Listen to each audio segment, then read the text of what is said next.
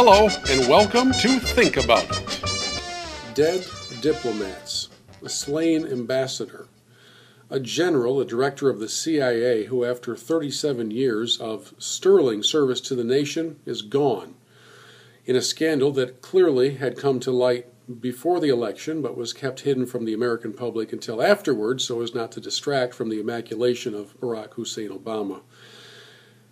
Think back with me for a moment to the 1980s, when this country was swept up in the hijinks and hilarity of just a horrendous sitcom called Who's the Boss? It starred Tony Danza, who creatively enough was named Tony in the show, apparently so that he wouldn't have any confusion when the director was asking for some changes.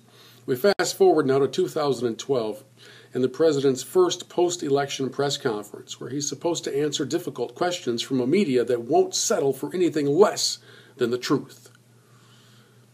And then they don't ask anything, really. Nothing. Maybe one or two attempts at extracting from the president some sort of an answer, and it didn't work, and he filibustered his way through, and then he said we're going to slam through a couple of final questions here at the end. And I was asking myself as I watched that debacle, who's the boss of this nation? Who is in charge? We've got scandal everywhere. We've got a debacle unfolding with the CIA director tied into Benghazi, the death of the diplomats, and a national security crisis that, let's just say that if the president's current name was Bush or Reagan, Sam Donaldson would still be shouting questions from the front row and demanding answers. I came to a conclusion as I watched the press conference.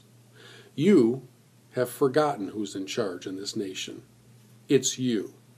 We've become so pampered and so helpless that we want government to take care of everything. Please just make all the hard questions go away. Make all the difficulty disappear. I don't want to deal with it. Will you please take care of it for me? And then those who don't have honesty or character or integrity come along and say, sure, we'll be glad to take care of it for you. And the end result is a complete and total mess, as we're witnessing now. My friends, whether you voted for Romney or Obama, it really isn't relevant to this particular topic. You are the boss. You are in charge. You need to make your voices known. Let's just say you voted for Barack Hussein Obama and you're happy. You're still throwing the confetti and having a great big party because your man won re-election. Fantastic. Does that make you more or less comfortable when you heard the non-answers regarding Benghazi and Petraeus? When he's specifically asked, did you order assistance to the embassy? And he filibusters an answer that never gets to the question. If you voted for Romney, I already know where you stand. You're irritated and wish that 3 million more people had gotten off their lazy rear ends and went out and voted. But regardless of where you voted, the fact remains. We've forgotten who the boss is. And if you're waiting for the media to extract that information, it's not going to happen.